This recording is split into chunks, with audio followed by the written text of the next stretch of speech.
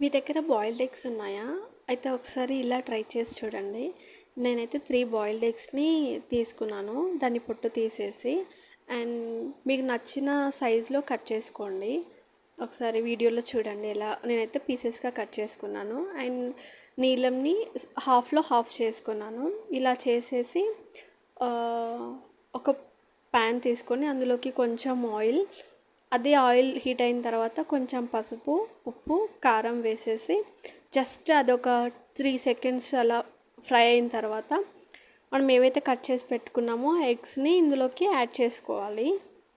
ఒకసారి వీడియోలో చూడండి. నేను ఆయిల్ని అయితే ఇలా లైట్గా ఫ్రై చేశాను ఆయిల్లో, ఉప్పు, కారం, పసుపు.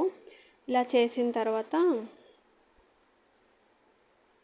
మనం ఏదైతే బాయిల్డ్ ఎగ్స్ కట్ చేసి పెట్టుకున్నామో అవి ఇందులో వేసేసి లైట్గా కలుపుకోండి. ఏంటంటే నీలం ఉంటుంది కదా అందులో, ఎల్లో అనేది విరిగిపోతుంది. అలా కాకుండా స్లోగా కలుపుకోండి. ఇలా ఒక 2 మినిట్స్ ఫ్రై చేసుకోండి.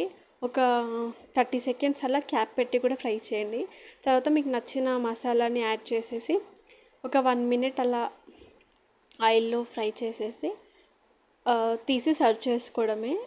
ఇన్స్టెంట్గా ఎగ్ కర్రీలా ఉంటుంది అండ్ చపాతీలో బాగుంటుంది, పూరీలో బాగుంటుంది, రైస్లో కూడా బాగుంటుంది. ఒక్కసారి ట్రై చేసి చూడండి. Thank you.